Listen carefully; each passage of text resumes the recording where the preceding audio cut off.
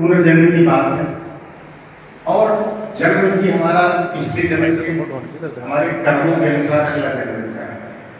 तो मेरी हैसियत नहीं है आपसे प्रश्न पूछने की, नहीं है, लेकिन मैं केवल ये जानना चाहता हूँ कि प्रारब्ध का हमारे वर्तमान जीवन पर क्या प्रभाव पड़ता है और यदि प्रारब्ध ही हमारे इस जीवन को निर्धारित करता है कि हम पिछले जन्म के अपने कर्मों के अनुसार नया जन्म पाते हैं, और अगर पिछले जन्म का कर्म न हो तो एक राजा के यहाँ पैदा हो रहा है, एक गरीब के यहाँ पैदा हो रहा है, उसके बाद हमको कर्म की स्वतंत्रता मिलती है। आजकल मैं महाराज ज्योतिष पढ़ रहा हूँ कुंडली के हिसाब से, और उसमें मैंने कुछ चीजें देखी ऐसी कि जीवन की विधा भी आपके ग्रह निर्धारित करते हैं। जन्म जब आपका जन्म होता है तो अगर किसी को संन्यास लेना है या भगवत शरण में जाना है तो जो कुंडली का 9वां भाव है उसमें अगर बृहस्पति बैठे हैं, शुक्र है, तो व्यक्ति निश्चित है ईश्वर की तरफ जाएगा।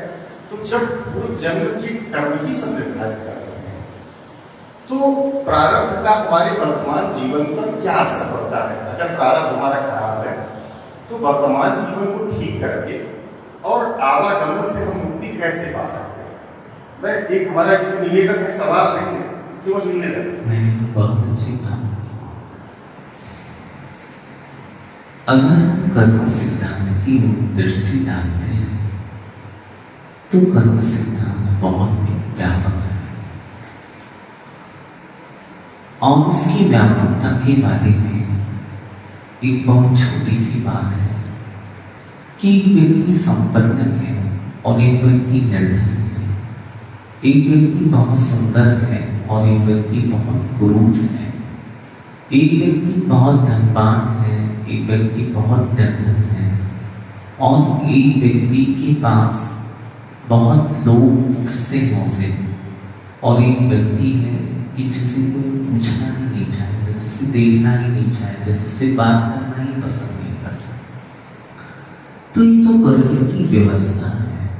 हमने पूर्व में पैसा कर्म माना था, ये तो कहीं ना कहीं हमने ऐसा अच्छा कार्य किया, इसके परिणाम हमें अच्छे मिले। वर्तमान में अगर हम अच्छा पुरुषार्थ करते हैं तो हमारा वर्तमान भी बहुत अच्छा बनता है। लेकिन एक्चुअल में क्या है कि वर्तमान दिखता नहीं। आपने अच्छे कर्म किए, उस अच्छे कर्मों का सुफल दिखाई नहीं पड़ता। जैसे हम किसी वस्तु को खरीदते हैं तो पैसे देते हैं और वस्तु मिल जाती है, वैसे अच्छे भावों का, अच्छे पुरुषार्थों का परिणाम तुरंत नहीं, रिटर्न एकदम से नहीं मिलता। पूर्व की श्रृंखला कहीं ना कहीं इस धारा को प्रभावित करती है। लेकिन अगर हमारा सच्चा श्रद्धा है, अगर हमारा सच्चा भाव है, तो हमारा वर्तमान का पुरुषार्थ वर्तमान को सफल करता है और भविष्य को भी सफल करता है। कर्म सिद्धांत तेरी कहना कि ये सारी चीजें लिखी हैं, पढ़ी हैं, आपको भोगना होगा, ऐसा होगा, अगले जन्म में ऐसा होगा, नहीं महाराज। अगर हम सारी व्यवस्था कर्म के ऊपर है और वो हमने ऐसा किया है, हाँ उसका परिणाम मुझे मिलेगा, ये तो तय है। लेकिन वर्तमान का अगर पुरुषार्थ अगर हमारा अच्छा है तो हम अपने अतीत के भविष्य में किए हुए पापों से भी मुक्ति पा सकते हैं और उससे भी निजात पा सकते हैं। और वर्तमान में अच्छे परिणामों का हम संचय करते हैं, और जब वर्तमान अच्छा होता है तो भविष्य बहुत अच्छा होता है। ऐसा नहीं है कि वर्तमान में पुरुषार्थ को गौण नहीं किया जा सकता।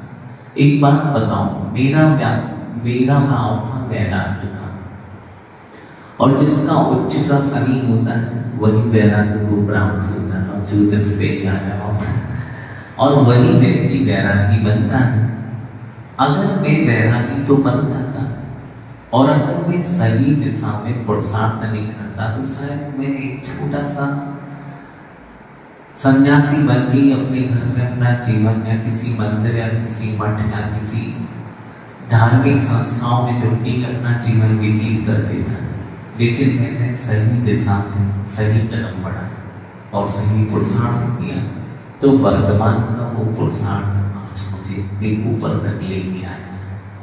और अच्छा पुरुषार्थ होगा तो वो हमारे भविष्य में हमारी उज्ज्वलता का प्रतीक बनेगा। ऐसा नहीं है कि मात्र जो लिखा है, किसने लिखा है, क्या अपन ने पढ़ा है उसे, ये हमारी धारणा है। ऐसा नहीं है।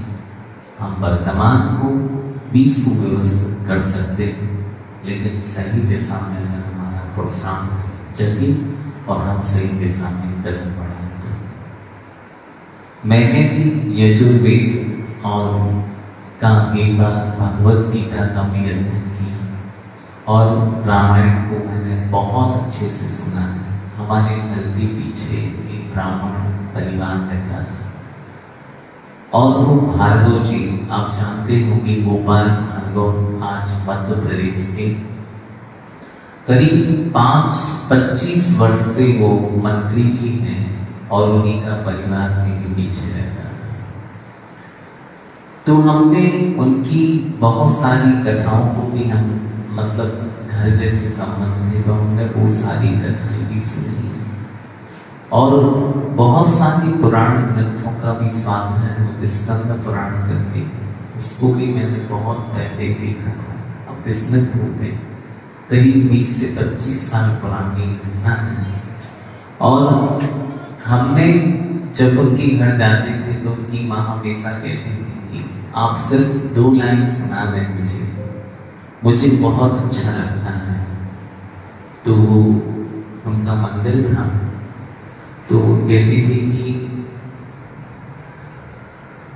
मंगलम भगवान विष्णु मंगलम गरुड़ध्वज मंगलम कुंडलीकाक्ष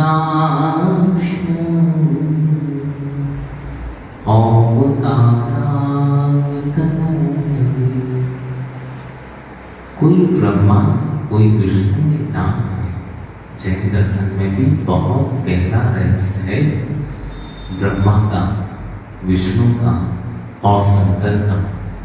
जो व्यक्ति नहीं जानते, जिन्होंने अध्ययन नहीं किया, वो उसके रहस्य तक नहीं पहुंच पाते, और जिसने अध्ययन किया वो उस गहराई तक पहुंच जाता है, वो उस रूप में ले लेता है।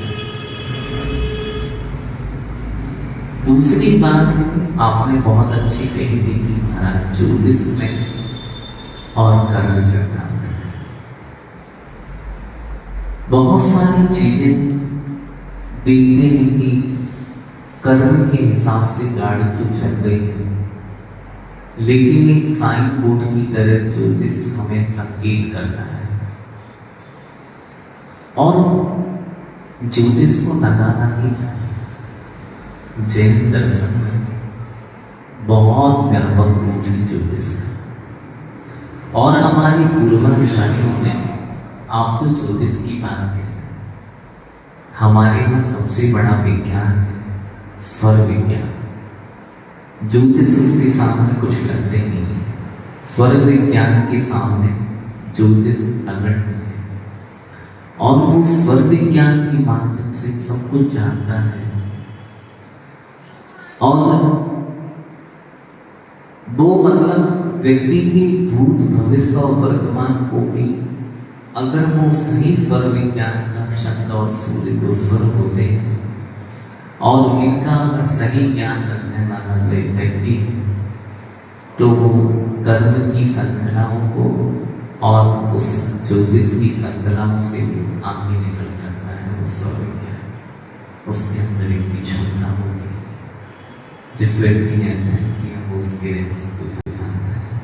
महाराज जी, मैं आपके सामने बैठा हूँ, मेरा दाहिना स्वर चल रहा है, सूर्य का नहीं चल रहा है। बस एक और बात मुझे कहनी थी कि चूंकि आपने वेद का भी अध्ययन किया है, वेदों में हमारे सबसे पुराना ऋग्वेद है। ऋग्वेद में 10 मंडल हैं, उसमें दृष्टा ऋषियों की चर्चा की गई है और उन ऋषियों ने ऐसा देखा, ऋचाओं की रचना उन्होंने किया। हमारे जो वेद हैं अपौरुषेय हैं, उनको किसी ने लिखा नहीं है। फिर बाद में ब्राह्मण गाय, अरण्यक गाय और अंत में उपनिषद है। उपनिषद हमारे वेदों के शिखर है।